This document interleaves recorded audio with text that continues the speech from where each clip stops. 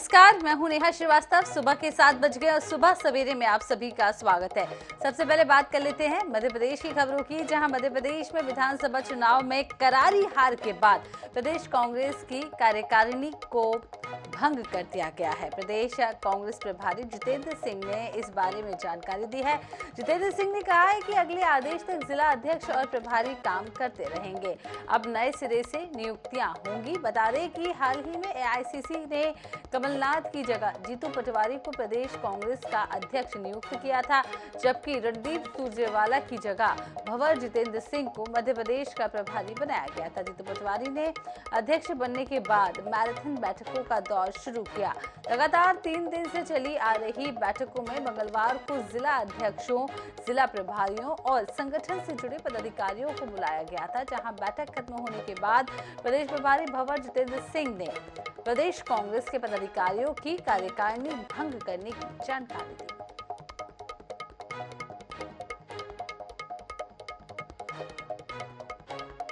Congress committee ने लिया है कि प्रदेश कांग्रेस कमेटी के जितने भी पदाधिकारी हैं उनको भंग किया जाता है और जो भी जिले के प्रभारी और सह प्रभारी हैं अग्रिम आदेश तक वो अपना कार्य करेंगे।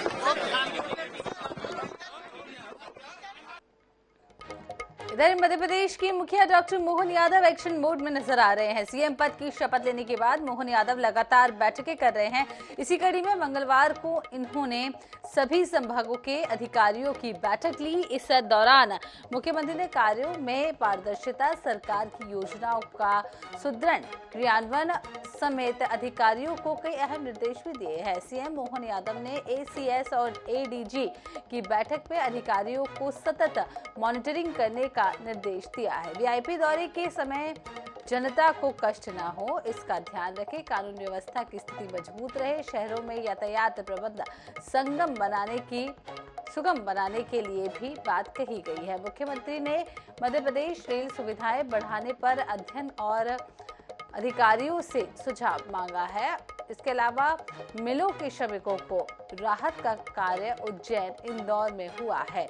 जैसी मिल ग्वालियर के मिल श्रमिक को देनदारी की राशि प्रदान करने के लिए रोड मैप बनाए जाने की भी बात कही गई है। प्रशासनिक कसावट पर ध्यान देने का भी निर्देश दिया गया है।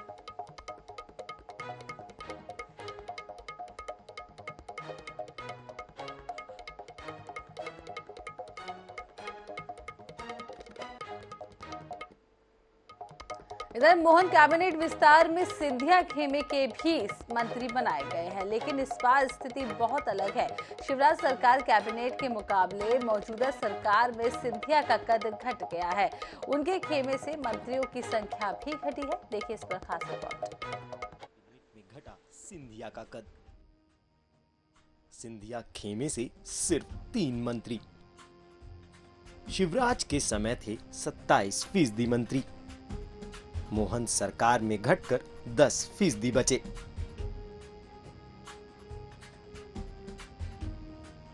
मोहन सरकार की कैबिनेट के ये 3 चेहरे सिंधिया समर्थक माने जाते हैं। तीनों मंत्री तो बन गए, लेकिन इसके साथ ही ये चर्चा भी गर्मा गई कि सिंधिया खेमे से इस बार कम मंत्री क्यों बनाए गए। देखा जाए तो मार्च 2020 में शिवराज सरकार में सिंधिया समर्थकों को इनाम के तौर पर मंत्री बनाया गया। तब 33 मंत्रियों में सिंधिया खेमे के 9 मंत्री थे, यानी 27% हिस्सेदारी थी। इस बार विधानसभा पहुंचे सिंधिया समर्थक 6 विधायकों में 3 को मंत्री बनाया गया है। इस लिहाज से सिंधिया खेमे की मंत्रिमंडल में हिस्सेदारी 10% रह गई है। हालांकि 20 में सिंधिया खेमे के विधायकों की संख्या भी 17 थी। क्योंकि भाजपा की अपनी एक रणनीति है और फिर भाजपा की अगर आप देखेंगे तो इसमें संगठन बहुत महत्वपूर्ण होता है। व्यक्तियों की जो महत्ता होती है वो इसमें कम है। तो ज्योतिरादित्य सिंधिया भाजपा में ढल गए हैं। कहने के लिए अभी 3 या 4 मंत्री हैं जो उनके साथ आए थे। तो अगर आप इस तरह देखेंगे तो पूरे मध्य प्रदेश में एक प्रकार से उन्होंने एक ऐसी छटनी जैसी की है या एक नई जैसी टीम बनाई है जो आगे चल करके भारतीय जनता पार्टी के संगठन को मजबूत करेंगे। ये टीम संगठन को मजबूत करने वाली टीम है। आइए आपको ये बता दें कि सिंधिया खेमे के 3 मंत्रियों को मोहन सरकार कैबिनेट में जगह क्यों मिली। प्रद्युम्न सिंह तोमर ऊर्जा मंत्री रहते अच्छा परफॉर्मेंस रहा, ग्राउंड पर एक्टिव रहे, बयान से शिवराज को चुनौती दी, सड़कें नहीं बनने तक चप्पल नहीं पहनने की बात कही। तुलसी सिलावट भाजपा में जल्दी घुल मिल गए, शिवराज के भी नजदीकी रहे, खुद को भाजपा कार्यकर्ता के तौर पर प्रोजेक्ट किया। गोविंद सिंह राजपूत भाजपा सरकार से अच्छा तालमेल, सागर से भूपेंद्र सिंह, गोपाल भार्गव का शामिल नहीं होना फायदा मिला। राजनीतिक जानकारों की माने तो शिवराज मंत्रिमंडल में सिंधिया समर्थकों को जगह देना सरकार की मजबूरी थी। इस बार ऐसी कोई मजबूरी सरकार के सामने नहीं है। भाजपा भारी बहुमत से जीती है।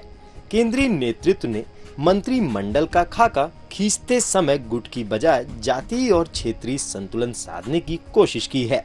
ये भी कोशिश की गई है कि नई सरकार का चेहरा अलग दिखे। Bureau report, INS 24/7 Bhopal.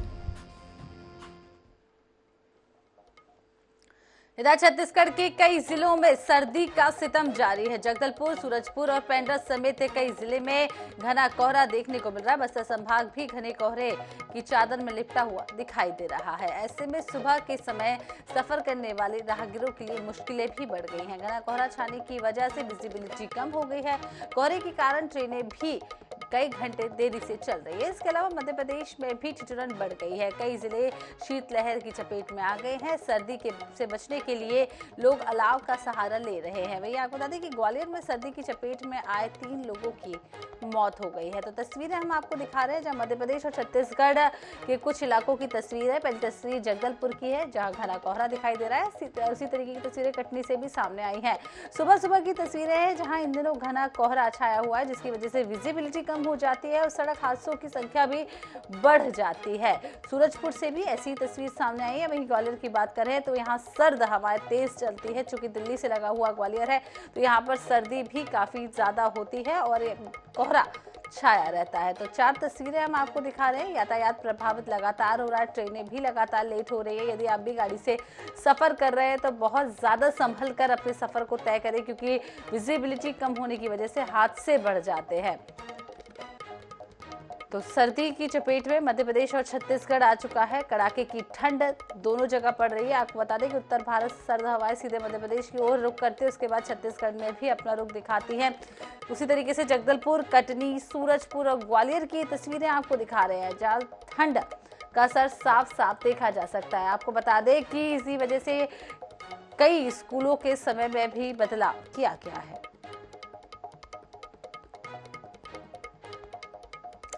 तो इसी खबर पर हम सीधे चलते हैं ग्वालियर। हमारे साथी जावेद खान हमारे साथ जुड़े हुए। जावेद, सर्दी का सितम वैसे तो पूरे देश में देखने को मिल रहा है, लेकिन ग्वालियर की बात करें, यहाँ कड़ाके की ठंड हर साल पड़ती है। इस साल की क्या स्थिति है? और कोहरे की बात करें तो सुबह सुबह कोहरा छाया हुआ है, विजिबिलिटी कम है, क्या कुछ आप दिखा सकते हैं? बिल्कुल, ग्वालियर चंबल संभाग की बात की जाए तो ग्वालियर अंचल में सर्दी का सितम बिल्कुल पूरे शवाब पर है। और जो ग्वालियर का व्यापार मेला शुरू होता है उसके साथ ही 25 दिसंबर से ही ठंड की एंट्री हो जाती है। और जो आप देख सकते हैं मेरे पीछे विजिबिलिटी बहुत कम दिखाई दे रही है और जो कोहरा है पिछले 3 दिन से लगातार कोहरा छाया हुआ है। और यहाँ ग्वालियर चंबल संभाग में 0 से लेकर 50 मीटर तक विजिबिलिटी रह गई है, और जिसके कारण जो वाहन चालक हैं उनको अपनी हेडलाइट जलाकर अपना सफर पूरा करना पड़ रहा है। और कई दुर्घटनाएं भी हुई हैं, जिसके कारण से जो विजिबिलिटी की वजह से गाड़ियां टकरा गई हैं, कई मौतें भी हो चुकी हैं। लेकिन सबसे बड़ी बात है कि ग्वालियर अंचल में जो 3 ठंड के कारण अज्ञात लोगों की मौत हो गई है, जो कि खुले आसमान के नीचे सो रहे थे। यहाँ पर भी खुले आसमान के नीचे यहाँ पर कुछ लोग हैं और वो अपना जीवन यापन कर रहे हैं। नगर निगम की ओर से जो अलाव की व्यवस्था की जाती थी वो अलाव की व्यवस्था नहीं की गई है। और सबसे अलावा जो रेन बसेरे हैं, रेन बसेरों में भी जैसा बंदोबस्त होना चाहिए वैसा दिखाई नहीं दे रहा है। और खुले आसमान में सोने के लिए जो मजबूर लोग हैं, भिखारी हैं या मजदूर किस्म के लोग हैं, वो सोने के लिए मजबूर हैं।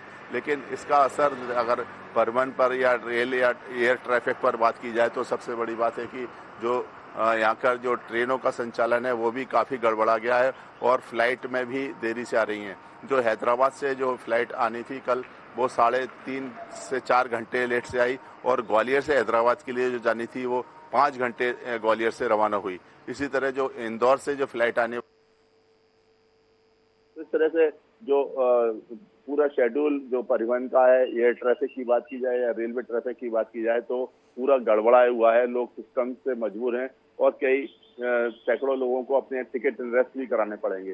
जो ऋषिकेश से ग्वालियर के लिए और ये रानी कमलापति स्टेशन के लिए जो उत्कल एक्सप्रेस आती है वो भी 18.5 घंटे लेट चली। इस कारण से लोगों ने अपने जो टिकट थे वो निरस्त करा दिए, यानी कि जो ट्रेन आज पहुंचनी थी वो कल यानी कि 18 घंटे 19 घंटे बाद देर से पहुंची थी। तो इसका असर सामान्य जनजीवन पर भी पड़ रहा है। और स्वास्थ्य सेवाओं की बात की जाए तो जो जया रोग अस्पताल समूह है वो सबसे बड़ा अस्पताल है ग्वालियर चंबल संभाग का। उसमें जो हार्ट से जुड़े और ब्रेन इंजरी से जुड़े लोग पहुंच रहे हैं और जो हार्ट के मामले लगातार बढ़ रहे हैं और जो ब्लड प्रेशर के शिकार लोग हैं उनको कहा जाता है कि वो सुबह सुबह जल्दी ना निकलें और अपने जब धूप निकल आए या कोहरा छट जाए तब अपने स्थानों से निकलें। जी जावेद, हम चाहेंगे कि आप अपने कैमरामैन से कहें कि तस्वीरें कुछ दिखा दें। जिस तरीके से हम देख पा रहे हैं कि आपके पीछे घना कोहरा दिखाई दे रहा है, ग्वालियर में सर्द हवाएं भी चल रही हैं। कैमरामैन से आप कहें कि कुछ तस्वीरें दिखाएं और उसके बारे में आप बताएं कि किस तरीके से ठंड का असर ग्वालियर में देखने को मिल रहा है। कैमरामैन से कहूंगा जो दाहिने तरफ मेरे आप देख रहे हैं कि जो कुछ फुटपाथ के किनारे लोग बैठे हुए हैं वो आग जलाकर बैठे हुए हैं और वो अपना ठंड से बचाव करने के लिए आग ही उनके पास एक सहारा है। क्योंकि फुटपाथ के किनारे बैठे हुए हैं, आप देख रहे होंगे कि काफी लोग जो हैं ताप रहे हैं और पानी के लिए मशक्कत कर रहे हैं और साथ में अपनी ठंड से बचाव के लिए लोग अपनी आग का सहारा ले रहे हैं। और जो जनजीवन है वो पूरा ऐसा दिखाई दे रहा है जैसे कि कोई बंदोबस्त नहीं है। आप देख सकते हैं कि और ये यहाँ पर एक जो फुटपाथ है, जो चौराया है, इस पर कुछ लोग सो रहे हैं और आप देख रहे हैं खुले आसमान के नीचे सो रहे हैं, मजबूर हैं। उनको शेल्टर नहीं है, जो इस बात की गवाही है कि के लिए मजबूर हैं। हालांकि जो जरूरी कामकाज वाले लोग हैं वही शहर से निकलते हुए दिखाई दे रहे हैं, लेकिन जो यातायात है वो आप देख सकते हैं कि वो बहुत ही कम है और लोग जब धूप निकल आती है उसके बाद ही शहर से प्रवेश करते हैं और अपने गंतव्य के लिए रवाना होते हैं। लेकिन जो शहर की तस्वीर है आप देख सकते हैं कि आसमान पर भी बादल छाए हुए हैं पूरी तरीके से और कोहरा छाया हुआ है। इस तरह से लोग निकल रहे हैं लेकिन मजबूरी में ही निकल रहे हैं और ये आसमान जो अभी खुला नहीं है, लेकिन 8 बजे बाद ही कुछ विजिबिलिटी दिखाई देती है। और लेकिन जो जनजीवन है पूरा अस्त व्यस्त है। लोग हेडलाइट जला के निकल रहे हैं, पूरे बंदोबस्त के साथ यहाँ से निकल रहे हैं। मफलर और हेलमेट लगाने के साथ साथ जो गर्म कपड़े हैं काफी पहनकर ही निकलते हैं और जो ग्वालियर की सर्दी है उसको काफी खास मानी जाती है। तो ग्वालियर की सर्दी वाकई में खास मानी जाती है और यहाँ बेहद कड़ाके की ठंड पड़ती है। बहुत बहुत शुक्रिया जावेद तस्वीरें दिखाने के लिए। इस तरीके से हमने देखा कि ग्वालियर में घना कोहरा छाया हुआ है। हालांकि देश के कई सारे इलाकों में इस तरीके की स्थिति है। बात मध्य प्रदेश और छत्तीसगढ़ की करें तो कई इलाकों में सुबह के समय इन दिनों घना कोहरा छाया हुआ रहता है। रायपुर की भी बात करें तो सुबह से ही आज भी कोहरा छाया हुआ है। वहीं आपको बता दें कि मध्य प्रदेश में भोपाल हो, इंदौर हो, उज्जैन हो, हर इलाके में कोहरा छाया हुआ है। सर्दियों ने दस्तक तो दी ही है, उसके साथ इस बार आपको बता दें कि कड़ाके की ठंड भी बढ़ रही है। भले मध्य प्रदेश हो या छत्तीसगढ़ हो, हर जगह कड़ाके की ठंड देखने को मिल रही है।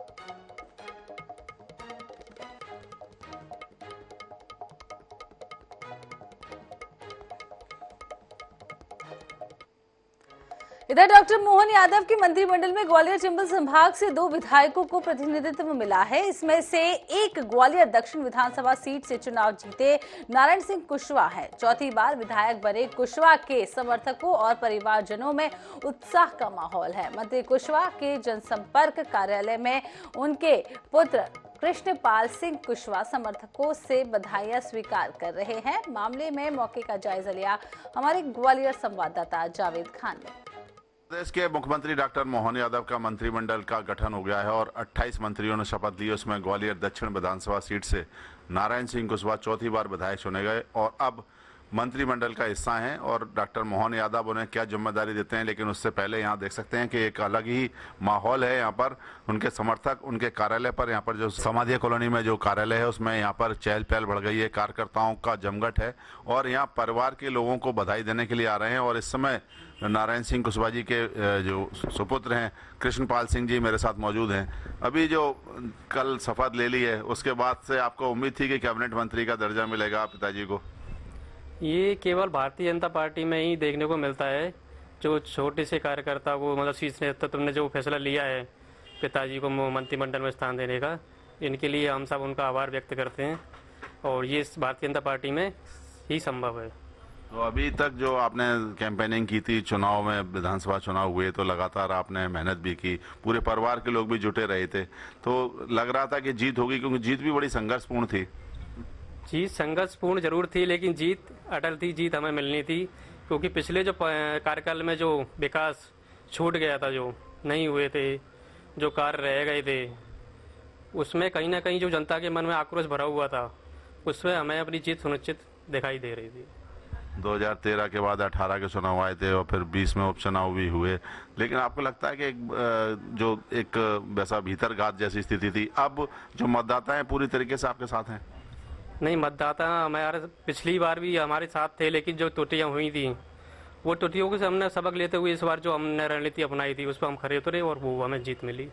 तो ये मंत्री नारायण सिंह कुशवाहा जी के घर का माहौल और जो ऑफिस का माहौल है, लेकिन ग्वालियर दक्षिण के मतदाताओं में एक अलग ही उत्साह और जोश और जुनून है। कैमरामैन अजय उपाध्याय के साथ जावेद खान, INS न्यूज ग्वालियर। मध्य प्रदेश के दिवंगत पूर्व सांसद और 2 बार के विधायक की भतीजी द्वारा इंदौर में अपने पति के खिलाफ दर्ज मामला कराया गया है। आपको बता दें कि दुराचार और पति द्वारा देवर से दुष्कर्म किए जाने और वीडियो बनाकर धमकाने का आरोप पूरी तरीके से फर्जी साबित हुआ है।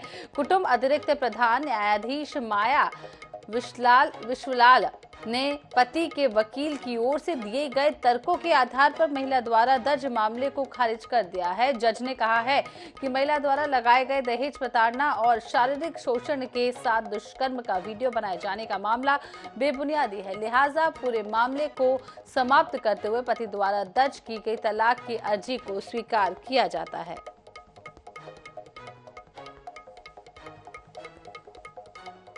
सांसद की बेटी नहीं है, सांसद की भतीजी है, पूर्व सांसद हैं, इंदौर जिले के बाहर के। उनके परिवार की लड़की है, उनकी बहन की लड़की है। महिला ने उसके देवर, पति, सास और ससुराल वालों के खिलाफ बलात्कार का और दहेज प्रताड़ना का जो झूठा आरोप लगाया था, मुकदमा दर्ज करवाया था, वो पति के प्रति क्रूरता माना गया कोर्ट ने, और इसी क्रूरता के आधार पर पति की ओर से प्रस्तुत विवाह विच्छेद की याचिका स्वीकार करके तलाक की डिग्री दे दी गई।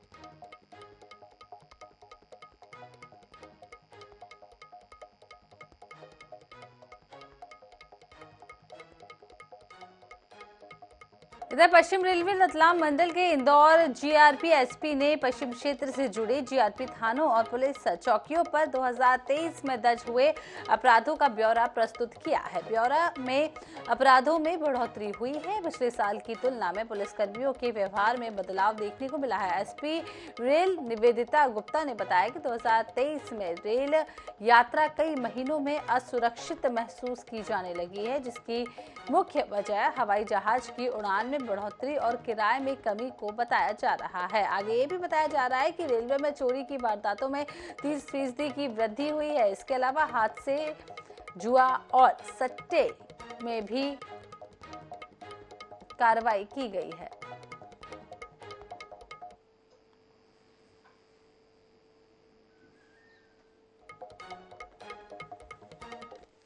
जान बचाने वाले के लिए भी हम लोग जितने भी हमारे आरक्षक हैं उनको CPR की ट्रेनिंग जैसे सभी आरक्षकों को दी गई है, सो दैट अगर कोई ऐसी मुसीबत में हो तो तत्काल उसकी मदद कर सके। बाकी फर्स्ट एड की सुविधा हर थाने पे दी गई है, सो दैट उसमें भी वो तत्काल पहले उसको चिकित्सीय परामर्श दें या उसको तत्काल अस्पताल ले जाएं। तो ये सारी सुविधाओं से सुसज्जित करते हुए अपने सभी थाने चौकी को अवेयर करने में लगे हुए, सो दैट आपकी यात्रा रेलवे से यदि आप करें तो आप सुरक्षित रहें।